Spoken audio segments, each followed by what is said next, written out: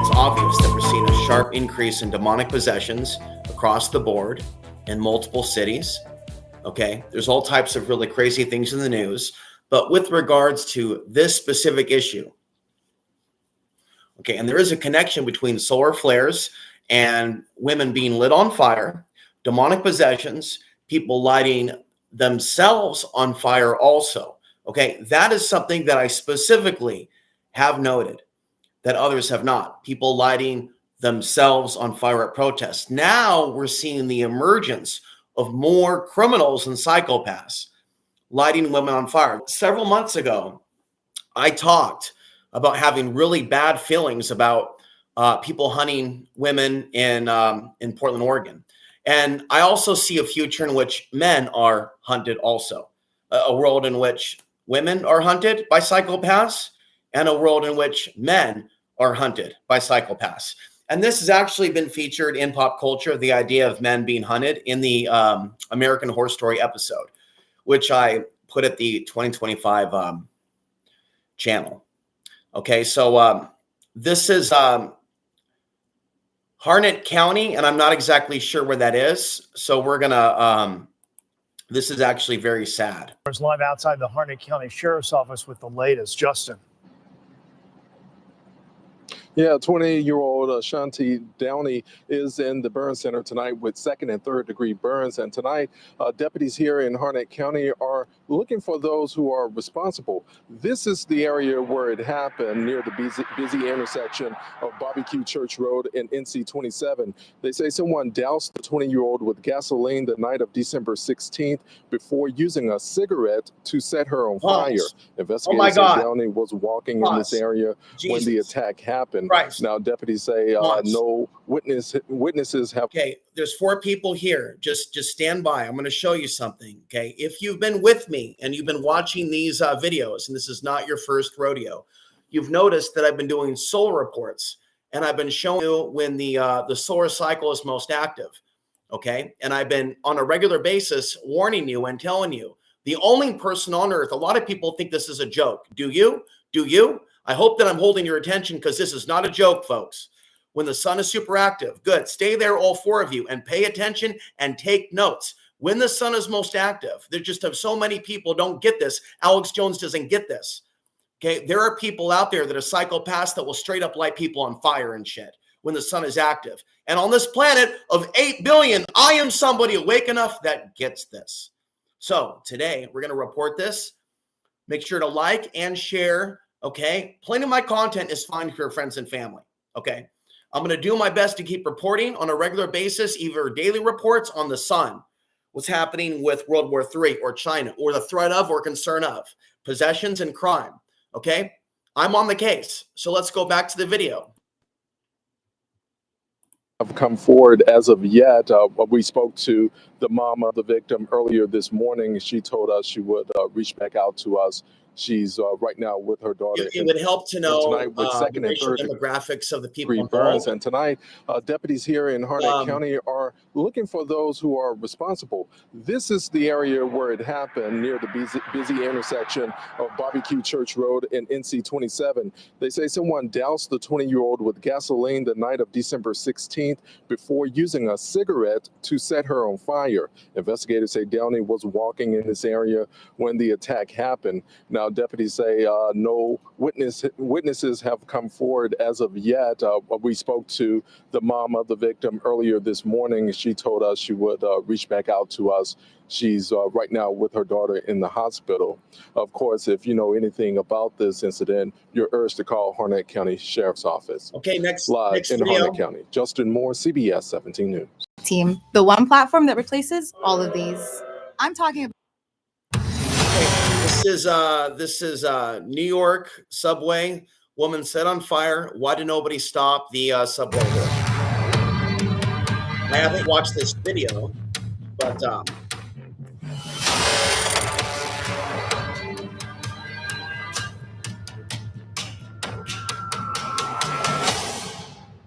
in a horrific and gruesome crime that has sent shockwaves across New York City, a man set a woman on fire inside the New York City subway train and used a shirt to fan the flames, causing her to become engulfed in fire. The suspect, accused of killing the woman, has been charged with murder in a New York court. This incident has left New Yorkers grappling with questions of safety and inaction by others to save her. As the flames engulfed her body, shocking footage shows a group of onlookers, including some police officers, who either watched or walked past without offering any help. Amid the chaos, an NYPD officer stationed outside the subway car seemingly did nothing as the fire was spreading. The incident has sparked outrage across the city, with many asking just why didn't anyone intervene and help? The woman, believed to be homeless, was reportedly asleep when Sebastian Zapata, the main accused, allegedly set the unidentified woman's clothes on fire and then fanned the flames by waving a shirt around her, which caused the flames to fully engulf her.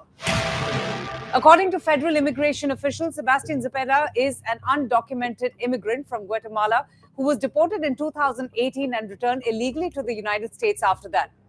It still remains unclear when and where he entered the country. His last known address was listed as a Brooklyn homeless shelter for men with substance abuse and mental health problems. He has been charged with first and second degree murder and arson charges. The incident happened early Sunday morning on a train that was going to Stillwell Avenue in Brooklyn. And according to the police, the attacker approached the seated victim as the train was approaching the station, simply used a lighter to ignite her clothing, and within seconds, she was engulfed in flames. Officers on duty at the upper level of the station reported smoke and rushed to investigate. And that's when they found the woman covered in fire inside the train car. The woman was pronounced dead at the scene. Investigators are now trying to determine just why the woman was set on fire on the Brooklyn subway train, which New York City Police Commissioner Jessica Tisch calls it, and I quote, one of the most depraved crimes one person could possibly commit against another human being. New York City is notorious for its high-profile crimes, and the latest incident has once again raised questions on subway safety. But in a December 3rd news release, the New York Police Department, or the NYPD, reported how crime rates are down in the city. In fact, major crimes were down 1.9% since 2023, and there was a decrease in the overall crime index of 5.6. Okay, so I'm going to comment over this as you're seeing the video. So I've been looking at the situation for a while, and with New York, and talking about how Portland would fall as far as public safety, and it has. And so, yeah, this is, so we're going to move on. We're going to move on. There's a lot that I have to discuss, but one thing at a time. Guardian Angels patrol New York City subways after woman killed in arson attack. Next video.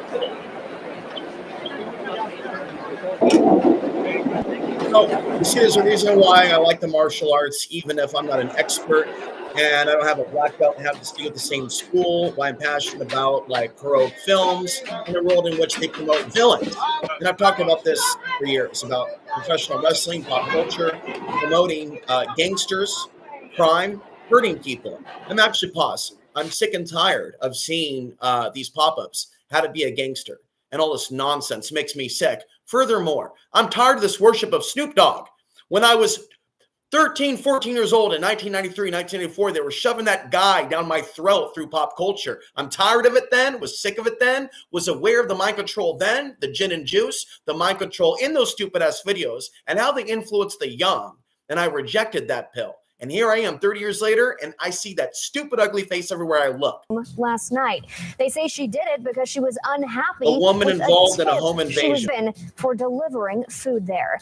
Thanks for joining us tonight, and Merry Christmas. I'm Hannah McKenzie. And I'm Manny Martinez. Fox 35's Matt Trezza explains how police were able to track the suspect. I think I'm going to circle back and give more videos and more information about the woman lit on fire as we look at some other crazy things that I've bookmarked that happened over the last few days. Osceola deputies have arrested 22-year-old Brianna Alvelo and booked her into the county jail. They say she and a man broke into the Riviera Motel in Kissimmee this past Sunday and attacked a person in one of the rooms, all because Alvelo didn't get a big enough pizza delivery tip. Deputies say they found a victim with several stab wounds. First responders rushed the victim to the hospital, where they're currently in stable condition. Detectives from the Violent Crimes Unit say the victim ordered pizza from a local restaurant earlier that evening, and Alvelo got upset over the size of the tip. They say Alvelo later went back to the victim's motel room with a man, and the pair forced their way into the room. Investigators say the man had a gun and Alvelo had a knife, and she started stabbing the victim. The pair allegedly stole things from the room before leaving. Detectives are calling this an isolated incident and say it's still under investigation. Alvelo is being held without bond. She's charged with home invasion with a firearm, attempted murder, kidnapping, and Okay, next. Yeah. And I remember being attacked and bullied when I was in school in Aurora, Oregon. A lot of punches to the head. And as I grew older, I came to understand that these were demonic attacks. And so when you see this behavior from children, it's not just the TV and media. Sometimes these souls are born in human bodies as demons, and they just want to hurt people. And in the school system, there's a lot of ways, especially now with technology, in which kids are harassed and bullied. And I'm so glad. I'm actually quite sad I don't have a family. And on the other hand, I'm very glad that I don't. And you know why. And you can see it from my point of view. And congratulations to those of you that are happily married with family. Good luck to you. Okay, please take my advice. So let's talk about this. The public school system is not what it used to be. In fact, I got off lucky and was not exposed to rape, was not exposed to extreme violence, even when I did see violence, but now it's so much worse. And so now there's the stories rising of school teachers being beaten. And then it reminds me of that scene from Lean On Me, in which the teachers are being attacked with their heads smashed into the ground. So the violence with the solar flares is so extreme now. And I'm noticing patterns with certain perpetuators, perps, and certain victims, including white women and other men in general, but also Latinas. And there's also videos of a black teen, probably special needs, smaller, being victimized and beaten out of the Pacific Northwest in the last week. And so with the cell phones and the evil one, I would say, turning various races or perception of races against each other, there's going to be a lot of this turmoil in the future. And a lot of humans don't know why. They don't have the brain. They don't have the curiosity. We'll continue to talk about it as the events unfold, as the TikTok challenges get worse and worse.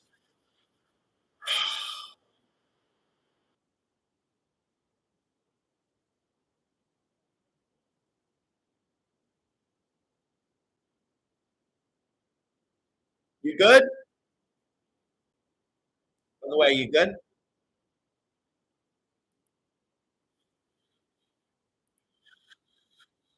Okay, now this one got my attention. And break up the. So let's reflect on the title again. I had feelings that in Portland, Oregon, that there were men lighting women on fire, and where exactly am I thinking or talking about? I don't judge all the homeless, but there's like an apocalyptic situation with aspects of the homeless in Portland, Oregon. I don't view it as simply an issue of just the homeless, drugs, fentanyl, but there's really like a spiritual warfare taking place in Portland, Oregon, with the people there. And there are people on the dark side that are drawn there, even pornography companies that make snuff, fake snuff. They're in Portland, Oregon. There's obviously a lot of fentanyl dealers in Portland, Oregon. There's corrupt cops. I heard that even some cops were hitmen in Portland, Oregon. I've found a real lack of empathy with regards to Portland, Oregon, and my attempts to reach them. All right, so let's talk about some other headlines. I'm just going to share screen. Man arrested for spraying food with bug spray in Mesa Walmart. I talked about that recently. 11-year-old given 48 hours to live.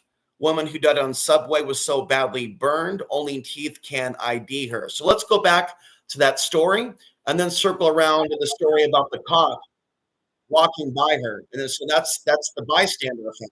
So I believe the demonic invasion, alien invasion is taking place.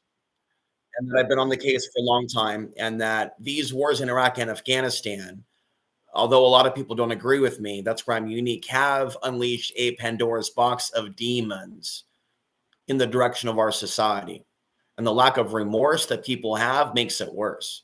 And there's a real melting pot in America, people that don't give a fuck about those people.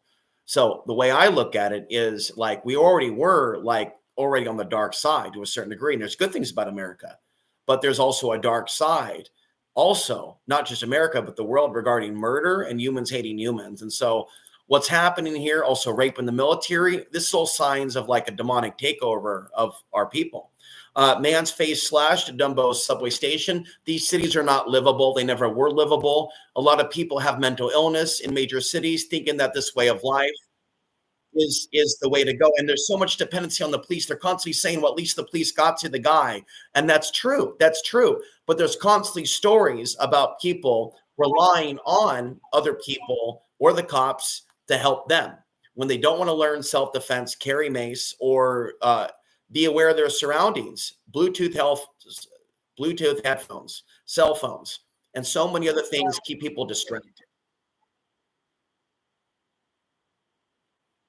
Okay. I'm not going to waste time on my broadcast complaining about what it's like handing out cards for a long time, trying to get people, women, to care about their own life and more of that than the latest TikTok or the latest trend or the latest Snoop Dogg video or whatever else is being pushed in the direction. It's so sad seeing and knowing what the evil one has planned for them. Thank you for watching. I'm going to be back with a new broadcast, and we will incrementally be talking more about the geopolitical tensions with China, Russia, North Korea, Iran, and so many other news regarding solar flares and demonic possessions. Talk to you then. A beloved fitness guru tragically loses his life months after a violent robbery attempt. Tonight, what police say happened and chilling details about the suspects. Fox 11's Hal Eisner is live in Hollywood for us. Hal.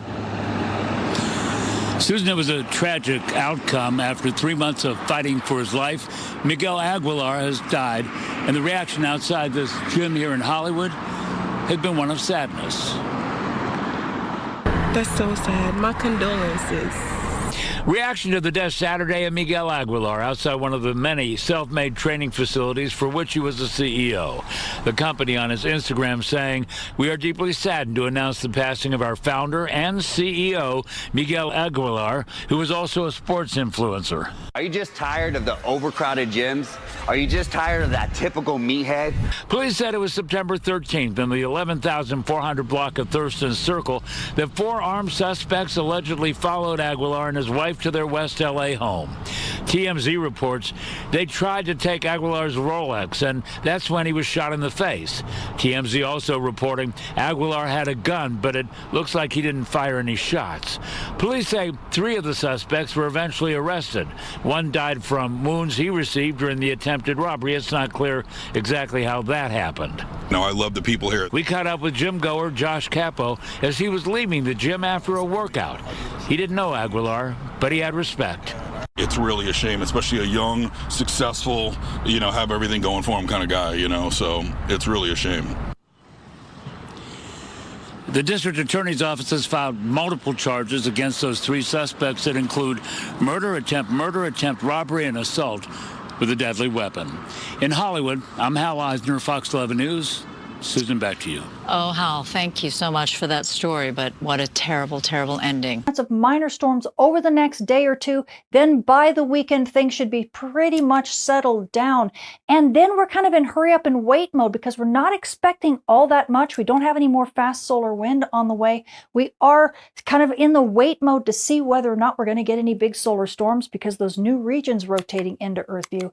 At mid-latitudes, the outlook is about the same. We're expecting unsettled conditions, even with this fast solar wind, with about a 25% chance of active conditions over the next day or two. Then things really begin to quiet down. But again, these forecasts may not last all that long because we do have those big solar storm producers, and they could change this forecast very quickly for aurora photographers. Now, switching to our solar flare and dayside radio blackout outlook over the coming week, we are sitting well into the triple digits. In fact, by the end of the week, we could be up into the 200s when it comes to solar flux. And this is because of those returning regions 3905, 06, and possibly 3912 that could be very big flare players. So expect to see that solar flux rise. We're also sitting at moderate noise on the dayside radio bands, but that could also rise as we move into the next upcoming week. NOAA's giving us about a 40% chance of M-class flares. This is at the R1 to R2 level radio blackout level, and also about a 5% chance of X-class flares at an R3 level radio blackout. But But again, this is likely going to rise over this next week as those bigger flare players rotate into Earth view. So everybody hold on to your hats because it could get pretty noisy. Now, switching to our radiation storm and polar aviation outlook over the coming week, everything is in the green this week when it comes to radiation storms. We're sitting at the D1 normal range. This is at flight level 360 for you aviators. It's also the S0 quiet range for everyone else. Right now, NOAA's giving us only about a 5% chance of a radiation storm at the S1 to S2 level, and this is likely going to be true for the rest of this week. And this is because we don't really have any big flare players in Earth view, and even when those returning regions rotate into Earth view, not quite sure they're going to give us all that much while they're on the east limb, but expect over next week this risk to rise quite a bit as those regions start rotating closer to center disk. So you aviators, and this does include flight crew and you frequent flyers, pay attention to those ICAO advisories in the next few days and over this next week, because these conditions likely are going to change. So the space weather this week is full of a lot of eye candy. We have had a lot of eruptions that haven't been Earth directed, but we do have the chance for that to change here over this next week as new regions rotate into Earth view from the sun's far side, and they have been launching some whoppers. So aurora photographers, don't worry about the fizzle that we've been having. Just kind of sit tight here over this next week, and we could get some bigger storms on the way. Now, amateur radio operators and emergency responders, enjoy the quiet right now on the dayside radio bands, because this is likely going to change over this next week as these big regions rotate back into Earth view and we start getting the big flares like big radio blackouts again. So just expect that the noise on the bands is going to rise over the next few days and into next week, and just kind of hunker down. And now you GPS users, well, the same kind of thing. Enjoy the relative quiet right now, because things are likely going to change in about a week. And as long as you're vigilant near dawn and near dusk, your GPS reception, at least over the next few days, should be pretty top notch. I'm Tamitha Skov, the Space Weather Woman. Thank you for watching.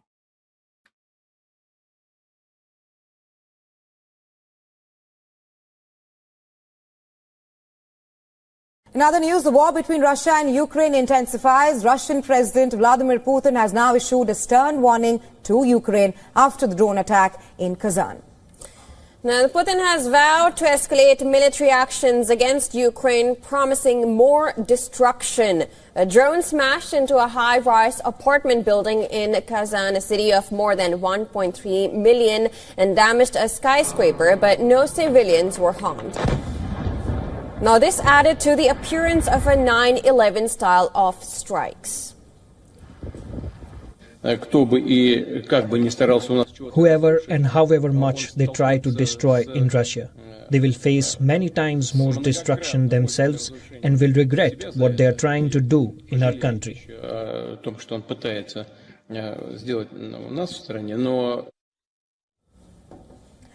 Amid Ukraine's aggressive drone strikes, the Russian Defense Ministry announced the capture of Statasivka, Lozova and a new village near Korakov in eastern Ukraine.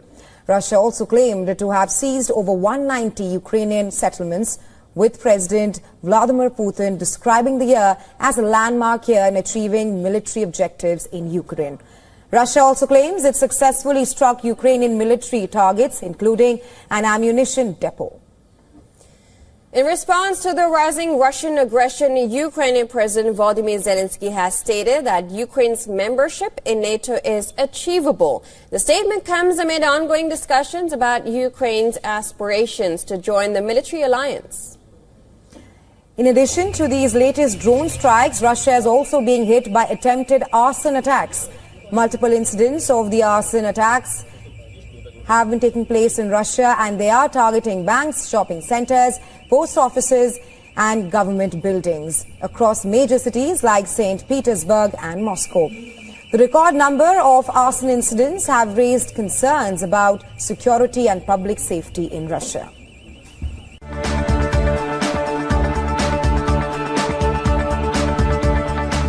is a new, unique scam involving a mysterious package showing up on your doorstep and an even more mysterious QR code. It's being called a brushing scam, and police are sending an urgent warning about it today. New Jersey correspondent Trish Hartman spoke to one woman who almost fell victim to that scam and has some useful advice. As holiday cheer is arriving in the form of boxes in the delivery truck, authorities are putting out warnings about unsolicited packages in the form of a brushing scam. It was a really nice gift set for skincare. Nancy Kowalik of Mullica Hill received a package out of the blue and couldn't figure out who it was from.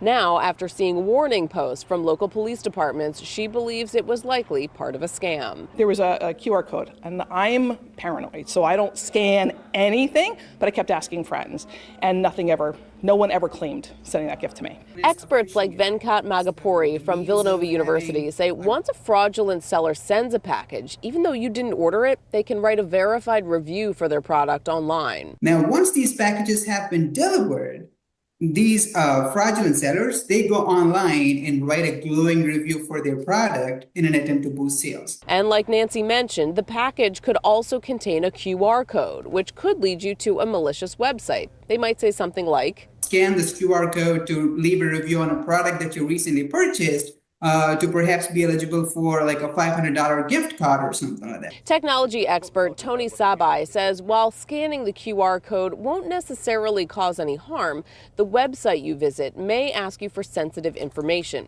And if you've gotten one of those packages, change your login on Amazon if that's the site that's the vehicle for the brushing scam. Change your password. It's always good to have the two-factor authentication set up on your online shopping accounts and your banking accounts.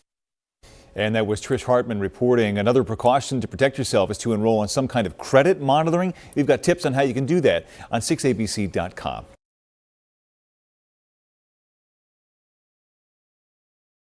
Tonight, we are now learning it was a 7-year-old boy who was hit by a drone and rushed to the hospital. We have team coverage tonight. We're going to hear what the massive drone company responsible for this show has to say. But first, the mom of that little boy speaks out, telling West 2's Spencer Tracy he had to undergo open heart surgery.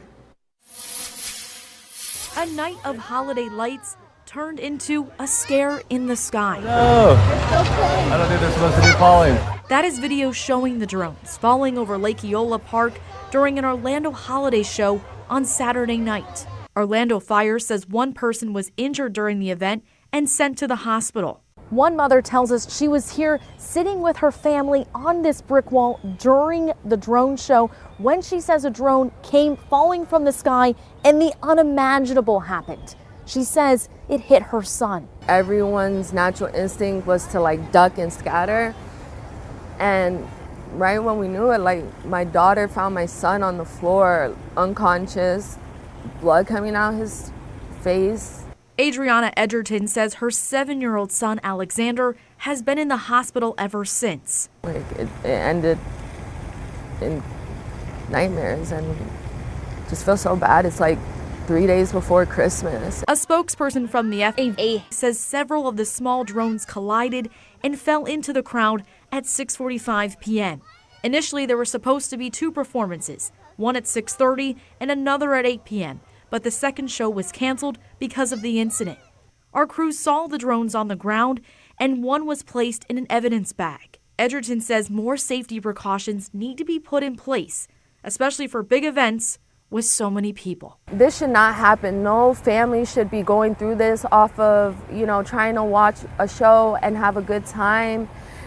Covering Orange County, in Orlando, I'm Spencer Tracy, West 2 News.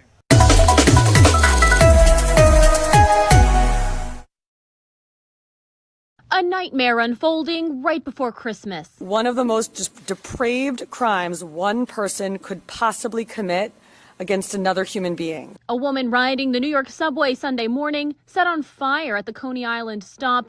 The suspect sitting back calmly, watching her burn to death. We've blurred the images due to the graphic content. The suspect used what we believe to be a lighter to ignite the victim's clothing, which became fully engulfed in a matter of seconds.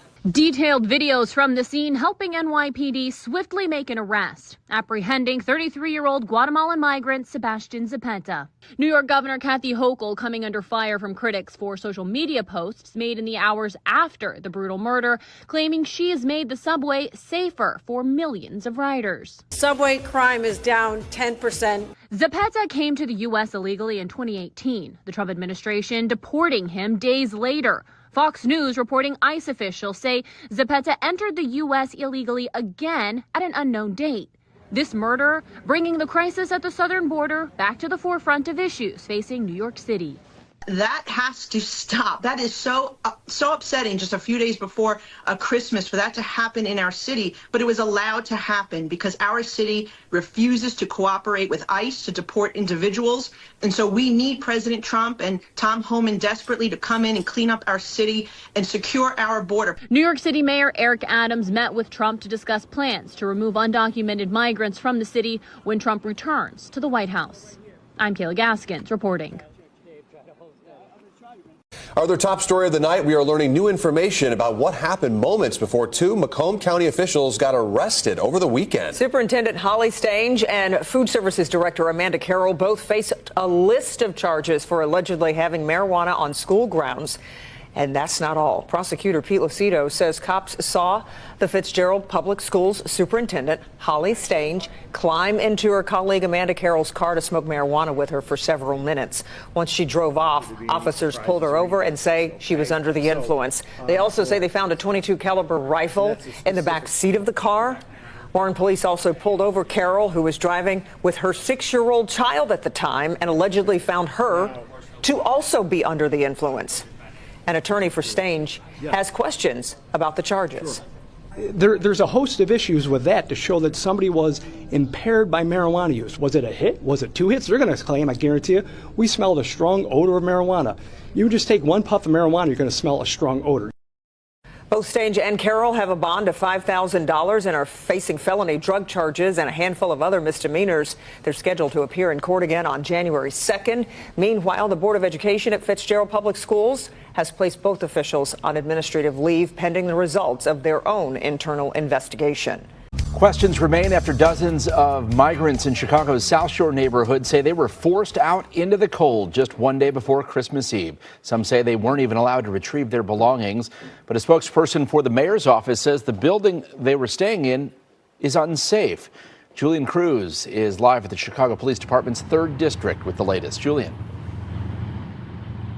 Well, Ben, city personnel converging on a large South Shore apartment building accompanied by a large presence of Chicago police officers. Spokespeople for the mayor's office telling us that the migrants are being moved due to safety concerns in the building, but members of the community telling us that the operation was both chaotic and heavy-handed.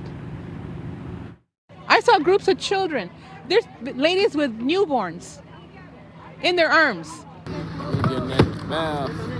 Neighbors distressed to see families in the cold at 74th and South Phillips the day before Christmas Eve. They can't even get their coats out of their apartments. Warming buses and the Salvation Army, among various city agencies, here to support what the mayor's office calls an evacuation due to safety concerns in the large South Shore apartment building. But the migrants telling us that there wasn't adequate notice. I have 2 small children, a migrant father tells us. One is 2 years old and the other 3, and I don't have anywhere to go. Others upset with what they say is a confusing situation and the abruptness with which city departments and police remove migrants from the building. The majority of us have lost our documents, our clothes, and our shoes, a mother of 2 tells us, anguished most especially by the inability to retrieve crucially important documents. We have paid a month for $1,200, and it's only been 10 days, this man tells us. Many confused about where they'll go and what happens to the rent money that they say they already paid at the large apartment building on the 7300 block of South Phillips. Spokespeople for the Salvation Army in a written statement say that there have been serious issues with residents in the building over the past month, and too many occupants moved into the building, causing deplorable conditions. Sources telling us that it was Chicago's building department making the call to evacuate the apartment building. 6 families, we are told, transported to the New Life shelter, others taken to the city's new intake center, and another group refusing transport to other area shelters. On the South Shore, Julian Cruz, WGN News. Now at 5, the first responders who were called to a Converse area Whataburger found a heartbreaking scene after a woman had been locked in a bathroom stall for hours. Firefighters say they found a baby girl in a toilet. That baby was pronounced dead at the hospital. And we do want to warn you, the details in this story are graphic and disturbing. KENS 5 reporter Sue Kalberg brings us the latest. This arrest affidavit says a 33-year-old woman showed up here around midnight last Thursday. They say the woman spent several hours in a bathroom stall and they tried to help her, but eventually they had to call deputies and firefighters for help. Baby's loving and growing. We've got mom on scene for another minute or two. The court documents say even though both the mom and the baby were rushed to the hospital, the baby didn't survive. The medical examiner has not ruled on her cause of death yet, but a doctor in the emergency room told investigators the baby appeared to be about 28 to 30 weeks along, and she had injuries consistent with an effort to flush her down the toilet. Now, 33-year-old Mallory Strait is charged with abuse of a corpse. She remains jailed on a bond of $100,000, and online records indicate she's being held in a special needs unit at the Bexar County Jail. The nonprofit that works to provide compassionate funerals for all the abandoned babies in Bexar County has been involved in this case since the beginning. Pam Allen says they're working to gain legal custody of the baby so that they will have the authority to give her a loving funeral. In Northeast Bexar County, Sue Kalberg, KENS 5. Son that was going to do something special. And with the 30 years that he had on this earth, that's what he did. At 5:30 p.m. Friday evening, a 911 call came in from Irving Boulevard and Wycliffe Avenue in Dallas describing a horrific crash. Heaps' girlfriend, Cora Messick, became concerned when he was late getting home from work. And he had to reach out to me. And I texted him and asked where he was.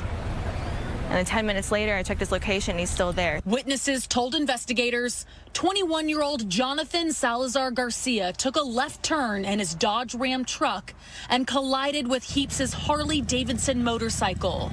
Heaps died on scene. Dallas police say Salazar Garcia never stopped to help. However, 2 nearby drivers followed Salazar Garcia's truck until police arrived. Salazar Garcia was identified by his Mexico driver's license. He's now being held at the Dallas County Jail on an immigration hold with a charge of collision involving death. We're having to go through the loss of a beautiful soul because somebody wasn't doing what they were supposed to do. A beautiful soul, Messick says she had an immediate connection with. The two had plans of marriage and buying their first home together. He was the first person that I ever really thought about forever about and felt sure. I've never met someone so amazing and loyal and compassionate.